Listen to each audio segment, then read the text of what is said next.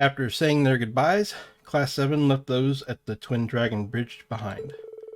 As per Lieutenant General Craig's suggestion, they chose to stop by at the newly liberated Celtic. And while the Courageous was being resupplied, they decided to walk around and check up on the townsfolk.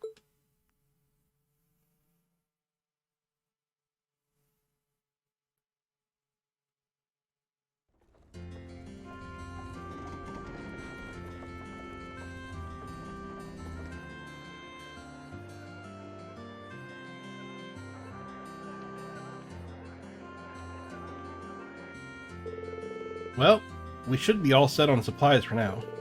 The townsfolk all seem pretty relieved now that the provincial army's gone too. I'm so glad everything went well. We still have some time until we have to leave.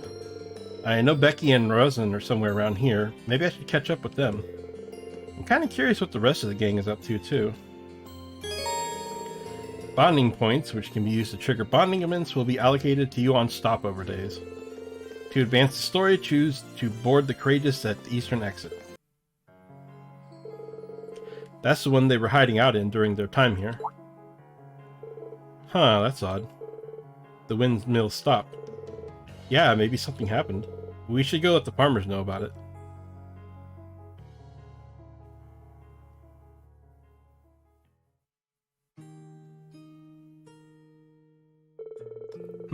It seems to be a problem brought on by aging. You see that rust on the cog up there? That's stopping the blades from turning properly. I see. Is it difficult to fix? Not at all. All that needs doing is replacing the cog and it'll be good as new. As it so happens, I have spares here just for times like these, so we don't even need to go anywhere to get them. Oh no. I just realized I took the stepladder that was here back to the farmhouse. I'm not going to be able to reach that cog without it. I'll have to go back home and get it. No, that won't be necessary. Rean and I could reach it if we work together, I think. Huh?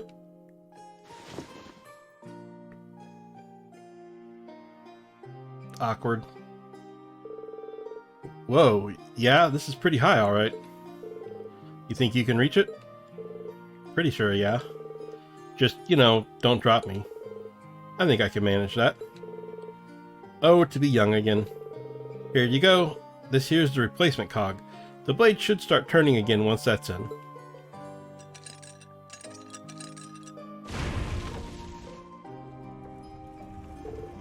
It's working. Sounds like the turbines are blowing with the wind again. That would have taken a lot longer if not for your help. Thank you kindly. Let me treat you to some freshly baked bread for the trouble. It was made with the rye that was ground right here in this mill. Are you sure? Thank you very much.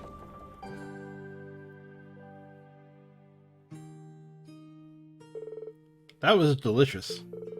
Yet another one of the wind's blessings. Having the opportunity to see a windmill up close was a pleasure too. Thanks for showing me, Rean. I owe you one. Likewise. This windmill kind of reminds me of you, you know? Really? How so? A windmill stands tall and dignified, always in tune with the wind. There's also the fact that they provide for us in inconspicuous ways. Kind of like you guys. Guess I'm just realizing how reliable you are all over again. Thanks, I'm flattered, really. I'll do what I can to live up to that image. We can rely on you all the time, though. We can't rely on you all the time, though. That's too much of a burden for one person. So let's do what we can together.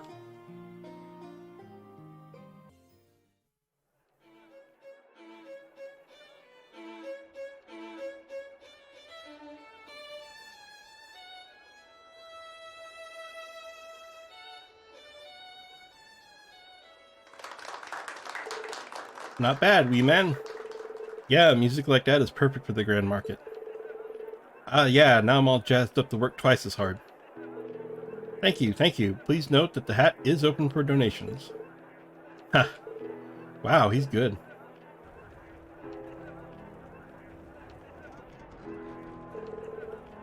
That performance was something else. Yeah, even I could tell how good it was. It seems to have lifted everyone's spirits here in the market a little too. You're right.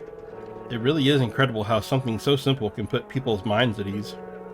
Music really does hold its own unique power, doesn't it? I'd have to agree with that. Concerts like this one, and even our own, really make me realize how amazing music can be. Yeah, I feel like that fact sinking in for me all over again. There are things that music can do that military forces can't. Just like how there are things we can do that no one else can. Rescuing Fiona is as good an example of that as any. Exactly, whenever we're feeling down, we just have to remember that we've got our own role to play in all this. And we'll keep trying to find it while doing all we can to bring this conflict to an end. Yeah. There we go, already. This looks like a setup you'd see on a firing range. Uh-huh, that's exactly what it is. This is the perfect opportunity for me to get practice in, and you know what they say, there's no time like the present. Practice? What kind of practice? Just watch. That's an Orwell gun, isn't it? A pretty big one at that. That design doesn't look like your standard Reinford product, though. That's because it was made at ZCF and Liberal, apparently. It's different from your average Orwell gun in that it shoots arcs-based bullets. I guess the easiest way to understand is to think of it as an Orwell staff, but like in the shape of a gun. First our Arcus units, now this. Technology continues to impress.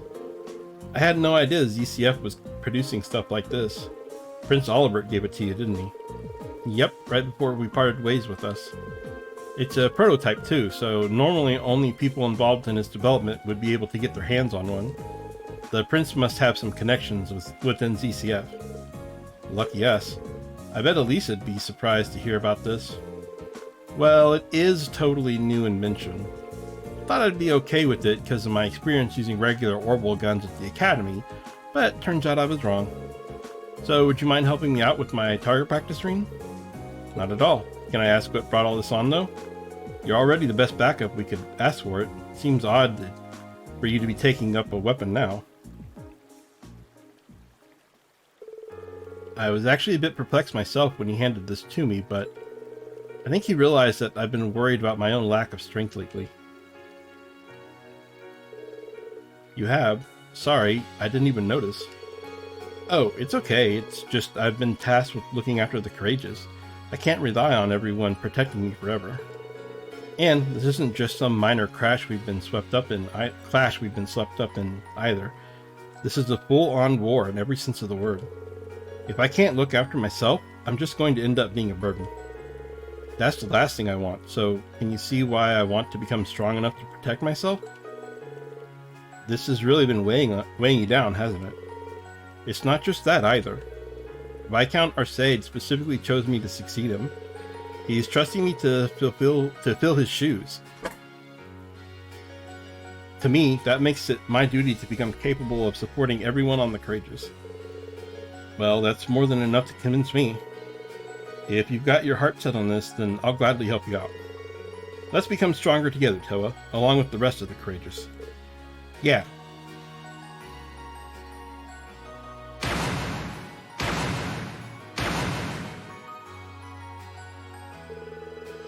You may be small, but I don't know anyone else who works half as hard as she does.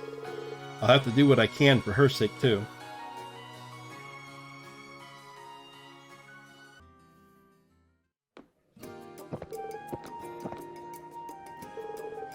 Yes! Boy, that hit the spot. Beer me again, Margot. Beer me? Already? Aren't you chugging those down kind of fast? Heh, no problem. One quick snooze to counter the booze is all I need. Don't worry, Rean. Sarah's a relatively harmless drunk. She'll drink away, have some fun, pass out for a while, then wake up in tip-top shape. That's why most people tend to let her drink as she pleases. I've never seen her cause that much trouble while drunk, actually.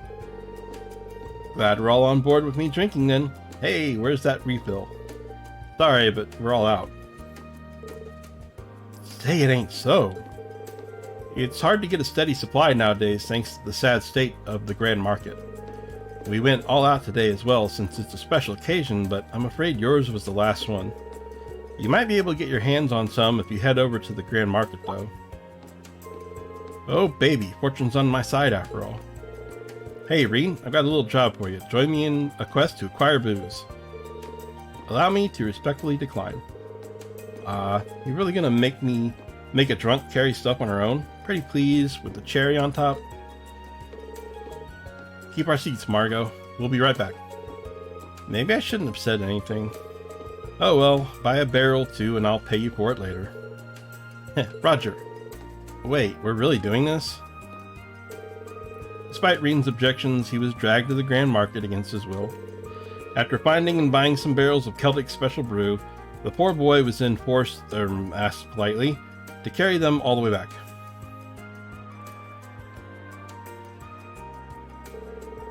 Are these filled with concrete or something? Oh, come on, man up already. We gotta hurry so we can get back to drinking. Sorry, but I need a minute to catch my breath. Your love for alcohol never ceases to amaze. Master Kapai and Dad are the same way, but they're older. I don't think alcoholism is as common in people as young as you.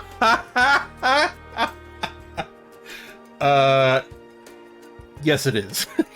Let me just go ahead and say, as someone that went to college, university, yes, it is. Drinking at a young age is very popular and very common. So yes, it is. You really know how to flatter a lady, mister. I'm kind of surprised I came to like it this much myself, actually. I only ever get this way because I was copying someone else at first. Oh, would you mind if I asked who you were copying? A certain gentleman to whom I owe a fair amount. He's the type of person who'd fit right in at an empty bar swirling his bourbon oh so tenderly.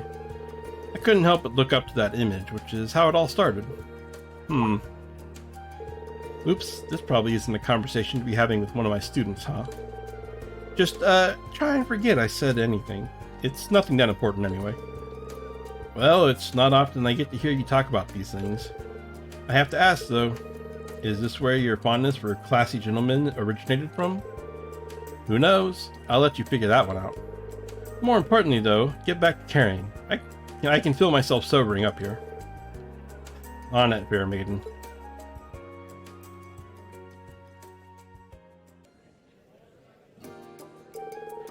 Guess I'll have some tea, too. Excuse me. Hey there, what'll we be having? Oh, I wasn't aware that you were taking the orders as well. Actually, our waitress seems to have disappeared. Oh, I sent her out to run some errands. We're still kind of packed though, so I'm on the floor for now. Really? That must be exhausting. Well, you get used to it after a while. Anyway, what can I get for you? Rean, shall we? You read my mind. We have a proposal for you. Would you be willing to let us assist you until Louise returns? You sure? I'd hate to make you work when you should be relaxing instead. Like you said, it does look like you're kind of swamped at the moment. This is a good opportunity for us to pay you back for your hospitality during our field study too. If anything, I'm the one who owes you for your help. But if you're willing to give it a shot, who am I to say no? Come around the back, I'll show you how to handle some of the more basic tasks. After their crash course in food service, Rean and Laura began helping out at the end. Only Rean and Laura. Like, only those two would do this. Rean was on duty at the counter while Laura served as Louise stand-in until she returned. Well, color me surprised. Good going, guys. This will be a nice way to repay Margot. And on that note, beer me, champ. Mind doing me a favor and not getting plastered while I'm on duty? I need a coffee and a carbonara for table 3. Coming right up.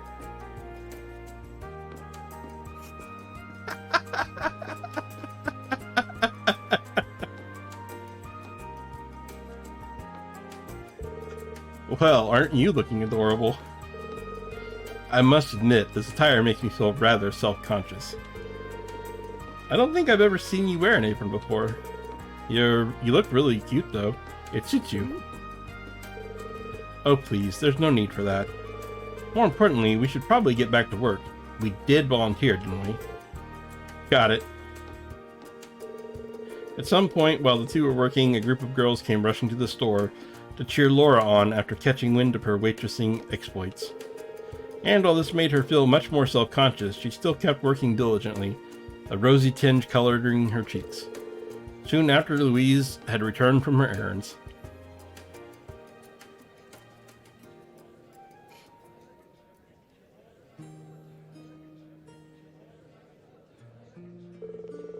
And that was actually kind of fun, despite how hectic it was. It was nice of her to give us dessert and tea afterwards, too. Indeed, it was a rewarding experience. Walking around in here brought back memories of our field study, too. Like our minor dispute here, do you remember? Yeah, I do. You asked, do you like the path of the sword?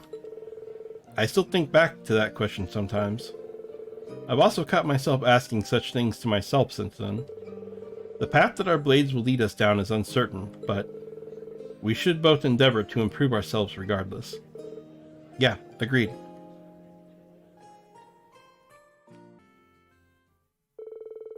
Not long afterwards, the children of Celtic began pouring in. It wasn't a long wait before class was in session.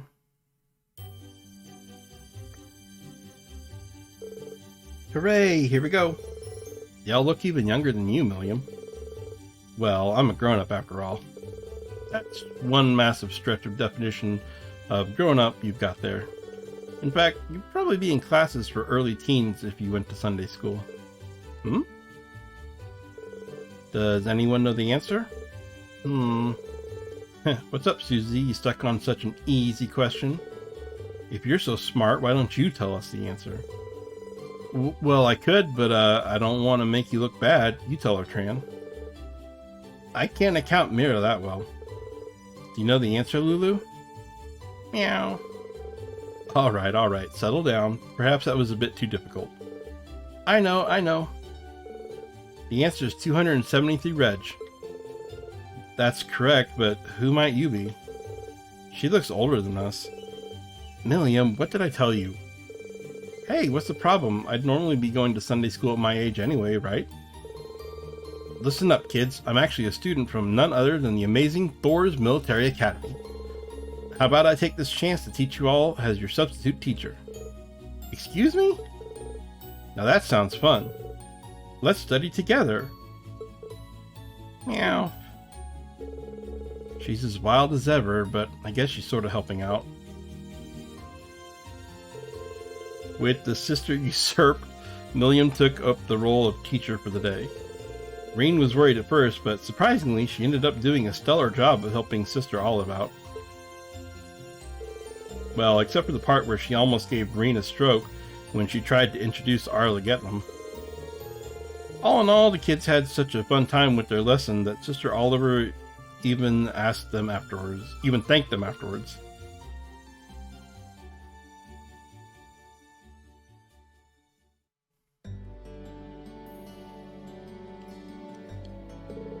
That was so much fun. Sunday school doesn't seem so bad. Can we go again, can we? I'm glad you enjoyed it that much. You weren't half bad as a teacher, too. You did almost ruin it by bringing Arla Getlam out at the end, though. I probably did so well because of all the time I spent at Thor's.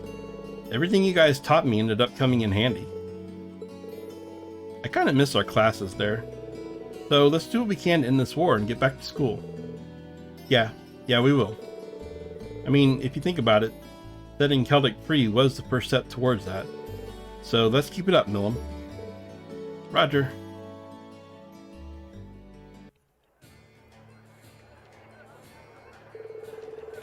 This is the first time I've been to Celtic's Grand Market. Really? That's a surprise. Though I guess you never had the chance to come here during any of our field studies. While it may be part of the Croydon Providence, I rarely visit Celtic itself. In fact, I hardly left the Breahard area before entering Thor's. Well, that's all the more reason to make the most of our time here, right? Kind of a shame it's not nearly as bustling as it was the last time we were here. Maybe I should head back to the Courageous after. Alright, lads, who's it keeping? Oh, it's Becky's dad. How are you, sir? It's been a while. I heard you lot did some real work at the Twin Dragons Bridge. We actually got some nice fresh apples in this morning, so here, fancy a wee try? Nay worries either, it's on me. Think of it as celebrating Celtic's freedom. Well, if you're offering, thanks. How exactly does one eat this? Just take a bite into it. This is fresh too, so it'll taste better than the store-bought kind.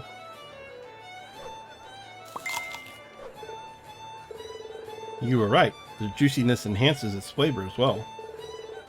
Good to hear, good to hear. And, just to be sure, you're Duke Alvarea's son, right? You knew? No need to panic, wee man. I've just heard rumors about you and your bro is all. They say the youngest brother's a bit unfriendly, but always kind to wee kids and the like. Then there's the eldest brother, who's so skilled he's one of the reasons the Noble Alliance has been doing so well in the war. That's certainly true. Well, I cannot deny that most of us at the Grand Market aren't exactly fond of Duke Alvarea, but at the same time, am no nearly silly enough to hold some grudge against you just because you're his son. Pretty sure the same applies to everyone else, too. It's a relief to hear you say that. Thank you so much. Nay, bother. I'd hate to see him not have a good time here is all.